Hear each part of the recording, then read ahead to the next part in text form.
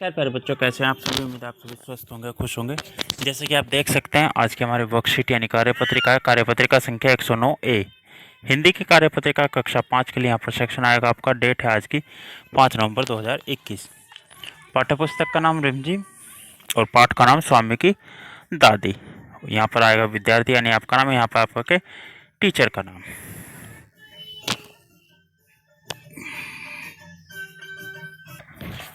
इसके बाद नमस्ते प्यारे बच्चों, आपने पाठ स्वामी की दादी। प्यारे बच्चों, जैसे कि आप देख सकते हैं, स्वामी की दादी को आपने पाठ को ध्यान से पढ़ा होगा। आइए अब कुछ नया, रोचक और मज़ेदार सीखते हैं। प्रश्न 1, नीचे दिए गए गद्यांश को ध्यान से पढ़िए और प्रश्न के उत्तर दीजिए। पाठ स्वामी की दादी से ही लिए गए हैं। स्वामी की दादी पाठ में दादी पोते के रिश्ते की मिठास को दर्शाती हुई एक प्यारी सी कहानी है। स्वामीनाथन की दादी अंधेरे गलियारे की बंद सी कोठरी में रहती थी। 5 दरिया, 3 चादरें, 5 तकियों वाला भारी भरकम बिस्तर, एक पटसन के रेशे का बक्सा और एक लकड़ी का छोटा बक्सा उनके सामान में शामिल था।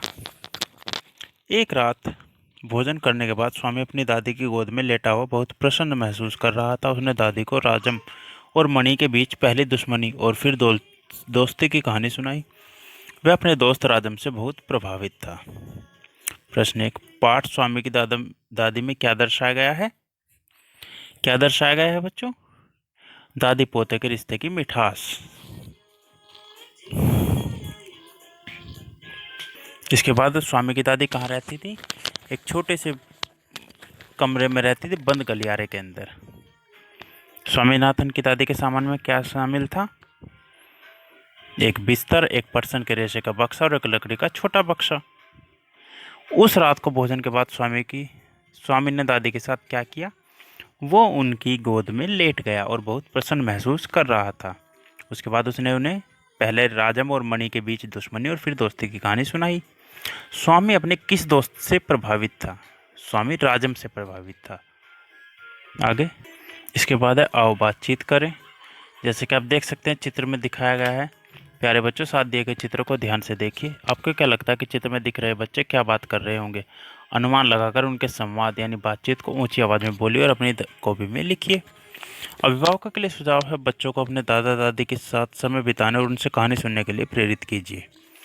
बच्चों, आपको कार्यपत्रिका मजेदार लगी ना? अब बताइए आज आपने क्या नया सीखा। और अंत में, सुरक्षित रहने के लिए अपने हाथों को साबुन में पानी से नियमित रूप से धोइए ताकि आप और आपका परिवार सुरक्षित रहे बीमारियों से, कोरोना से भी और अन्य बीमारियों से भी। तो अब चलते हैं बच्चों इसके पार्ट बी यानी 109 बी पर। तो बच्चों 109 बी जो है वो वर्कशीट है ईवीएस की और क्लास 5 के लिए। यहाँ पर सेक्शन आएगा। आपका डेट है आज की 15 नवंबर 2021। स्टूडेंट नेम यानी आपका नाम यहाँ पर, आपके टीचर का नाम यहाँ पर। प्यारे बच्चों, कोरोना महामारी के कारण जब हम स्कूल नहीं जा पा रहे थे, तब हमारा परिवार ही हमारी दुनिया बन गया था। हम अपना ज़्यादातर समय अपने परिवार के साथ ही व्यतीत करते थे। आइए आज हम अपने परिवार के बारे में चर्चा करते हैं। प्रश्न 1, परिवार में सभी सदस्य बड़े प्रेम भाव से एक साथ रहते हैं और एक दूसरे का ध्यान भी रखते हैं। प्यारे बच्चों, नीचे दिए गए परिवार रूपी वृक्ष यानी फैमिली ट्री को देखिए एवं दिए गए प्रश्न का उत्तर अपनी कॉपी में लिखिए। चलिए देखते हैं क्या क्या है इसमें। तो ये जो परिवार है बच्चों, अंजलि और सुमित का है। अंजलि और उसका भाई सुमित, ठीक है। और उनके मम्मी पापा हैं। मम्मी का नाम ममता और पापा का नाम रोहन। और उनके दादा दादी यानी रोहन के पिता जो हैं वो सुषमा माता हैं और पिता रमेश हैं। तो देखिए, अंजलि के पिता कौन हैं? अंजलि के पिता कौन है बच्चों? रोहन।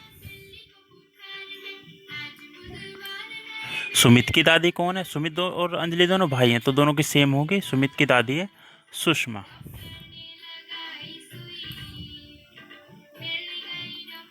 रोहन की पत्नी कौन है? रोहन की पत्नी ममता। अंजलि का भाई कौन है? अंजलि का भाई है सुमित। रमेश और अंजलि में क्या संबंध है? रमेश और अंजलि कहाँ गए? रमेश ये रहा और अंजलि ये रहा। रमेश जो है अंजलि के दादा हैं, तो इन्हें हम कह सकते हैं दादा पोती, ठीक है। दादा पोती का संबंध है। रमेश का पोता कौन है? जब पोती अंजलि है तो पोता कौन हुआ? सुमित।